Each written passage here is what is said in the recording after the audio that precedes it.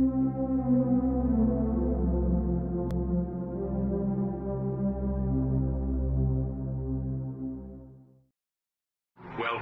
to B Station. Oh man, that will never get old. You might remember me. My name is Dakota Bullard. The last time I was on board one of these derelict space stations, I was absolutely fucked. Nowadays it's a different story. I'm regarded as a VIP for my experience with the robot chaplain. Although frightening, it only strengthened my resolve to inspect as many space stations as I possibly could. And so here I am at Corg Station. It's a Monday. The kind of day that starts off slow but brews into an unforgiving shitstorm if given the chance. So settle in, make yourself something warm to drink, and listen as I regale you with another tale swept under the rug. Not everything in Corg Station is as it seems.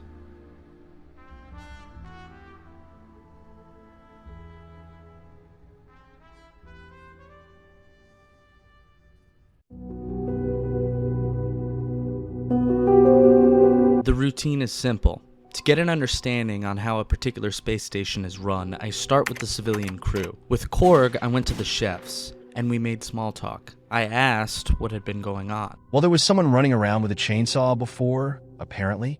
Oh, fantastic. I assumed it was the clown from earlier, Grin Fandango, but the chef explained he'd been too focused on baking to tell.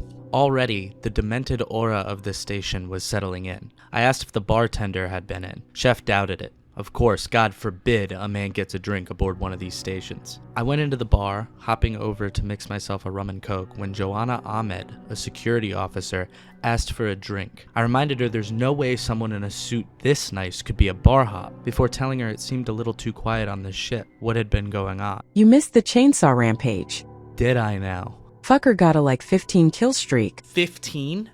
15 players who have been robbed of playtime? How? According to Joanna, an incompetent medic revived the serial ripper twice. Very fishy. She had to report on an assignment before I could ask anything else. Tipsy from slamming down my drink, I stumbled into a room with a slot machine. Before I had the chance to spin, I saw a naked woman hauling a dead body. I can't fight instinct. I had to know what was going on, so I snuck around a corner, determined to follow her when I saw the destination. A church.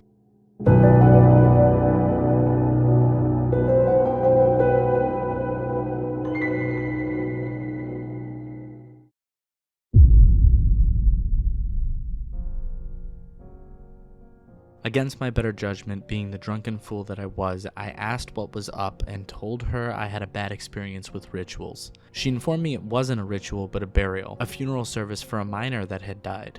I offered to stay and watch the funeral, as I had nothing better to do. Nudist Priest left for a while to grab a casket, so I wandered to the good book. When I picked it up, I began to glow, and almost immediately, my anxieties melted away. She asked if I had anything to say when she came back. Not being one for long speeches, I said, "Fucking send it." Nudist Priest agreed. From there, we took the casket and shot it out into a frozen, vacuous empty.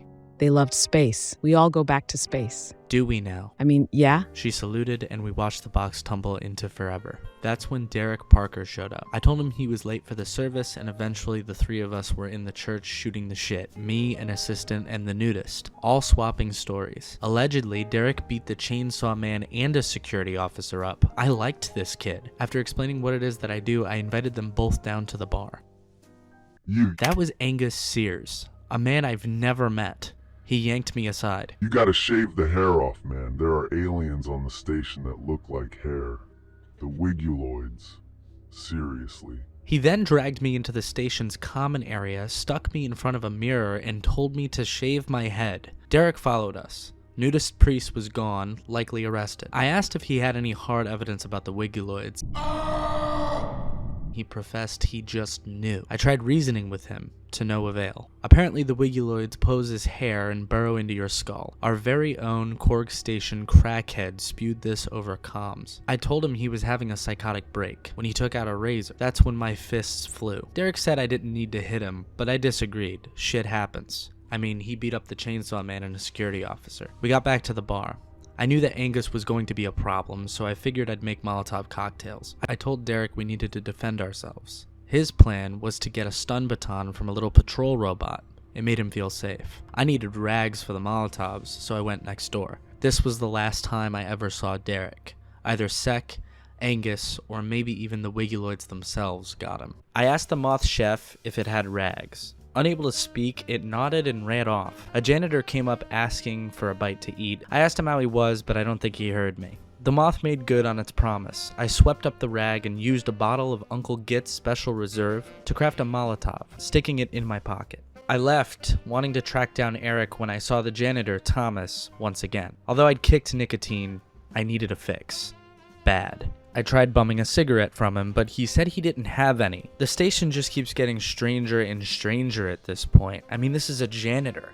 The head of personnel took them. Talk about a fucking buzzkill. Here's a man busting his ass, actually cleaning the station, unlike my first shift. And the head of personnel took his fucking cigarettes. Thankfully, as VIP, I answer to no one but myself. I located a vending machine, bought 2 packs of cigarettes and 2 lighters, sharing a set with Thomas. He thanked me. I told him I hope his shift went well and to take care of himself, adding that if the head of personnel had an issue with me giving him cigarettes, he could blow me. I lit up, took a drag, thanked the moth again, and set off. I knew I needed to get deputized if I was going to stay safe, and the only way to do that was to head up to the head of personnel's office. Hopefully he didn't know about my little transaction. Immediately they shut the door on me. Some kind of space racism. I was pissed. I bought a coffee to steady my nerves. If I had to wait the son of a bitch out, I would. Eventually the line opened up, but I lost my spot. A lizard named Willows was now in front. Attempts on my life? I've counted 3 times today. Jesus Christ! As I listened, the moth chef appeared behind me. Wasn't sure how he was going to talk to HOP, but I made sure to say hey anyway, and it waved back. 1 successful, 1 clown with a chainsaw, and now a PDA bomb. My heart palpitated. I was right, and I could have been a victim. Daisy, Daisy, give me your answer too.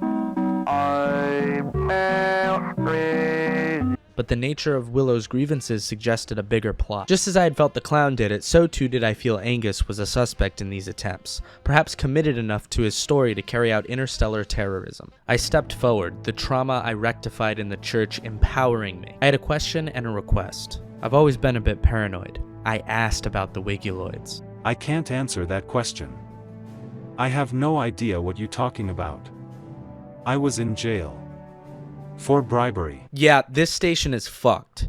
I asked to get deputized. Immediately fucking rejected. Just not even a chance, not even a second thought. Sad, I walked away and got back in line. My only other option to carry out an investigation was to go bartender and get access to the shotgun in the back room. While I was in line, some strange shit went down behind me. The captain dove into the sec office, and while I was waiting for my papers, evac got called.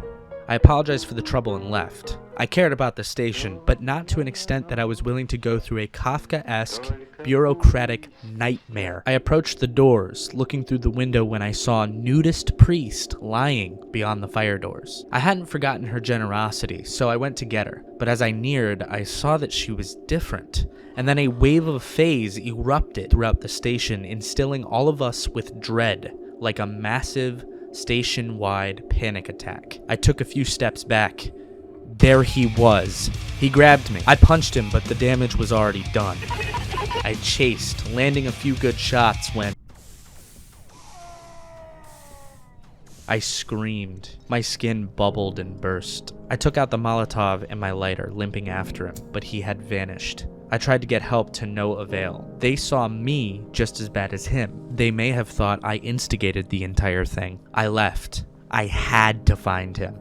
I had to watch him go up in flames, but Thomas the janitor showed up. My heart softened. Revenge would have to wait. I couldn't leave him behind, and I couldn't let him just run around the station trying to find where evac was, even if it was painfully obvious. He followed along. We got to the doors, where I saw Sean Eliza trying to pry open a fire door. This is one hell of a shift. That it was.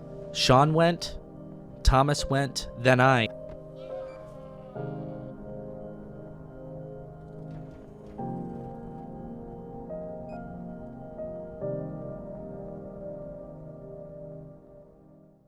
The janitor, Sean, and the rest stood in abject shock.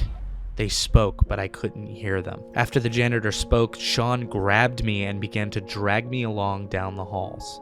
My heart softened even more. No way my acts from earlier could directly change my life like this, could give me a window into possibly surviving. Breathing became harder. The color from the world began to go. Sean opened the last door. Something happened, and he fell. I heard footsteps, but my grasp on corporeal reality began to elude me. In all this, the firelock doors had crushed me a second time. It couldn't end like this, right?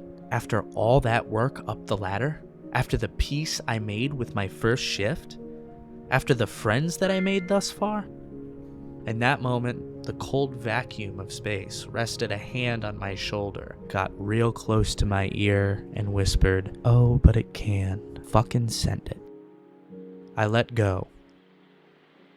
The lifeless body of Sean mere feet away from me. Malfunctioning ship systems becoming distant echoes. I like to think that Nudist Priest, Derek, Thomas, and the Moth all got out.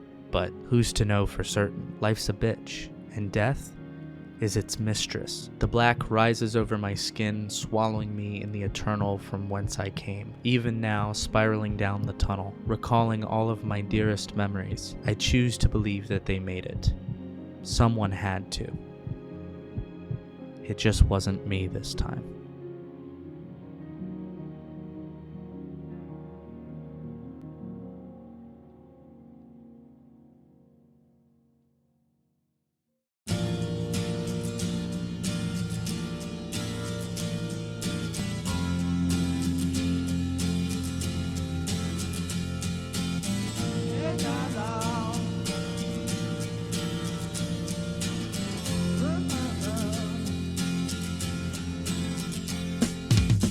Didn't know what time it was, the lights were low. Oh, oh, I leaned back on my radio. Oh, oh, some cat was laying down some rock and roll, that is all he said. Then the loud sound, it seemed to